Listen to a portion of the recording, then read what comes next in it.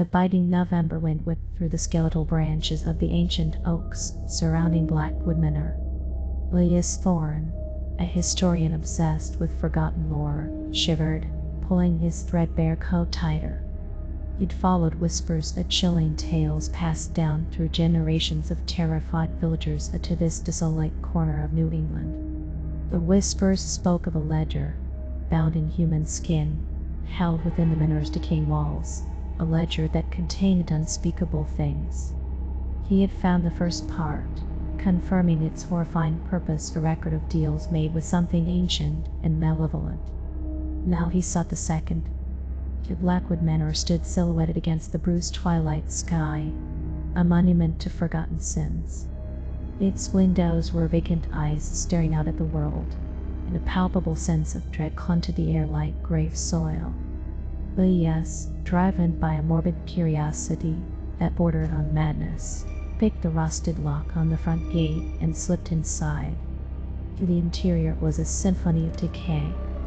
Dust motes danced in the slivers of moonlight that pierced the grime-covered windows. Cobwebs draped like shrouds, and the air was thick with the musty scent of rot and despair. Elias moved cautiously, his flashlight beam cutting through the oppressive darkness.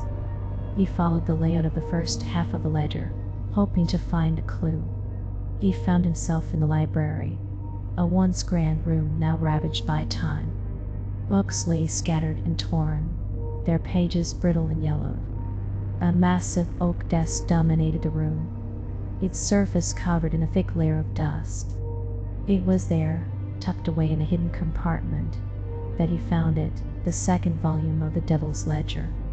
Its cover was even more grotesque than the first. The skin was stretched taut, revealing faint, pulsating veins beneath. As Elias opened the book, a wave of nausea washed over him. The pages were filled with a spidery script in a language he didn't recognize, yet somehow understood. Names, dates, and chilling descriptions of bargains may fill the pages. But something was different. Sections of the text were smudged, as if someone had desperately tried to erase them. Yet the erased words, they seemed to writhe beneath the surface, reforming slowly, inexorably. Suddenly, a cold gust of wind swept through the room, extinguishing Elias's flashlight. He fumbled for his lighter, his heart pounding in his chest.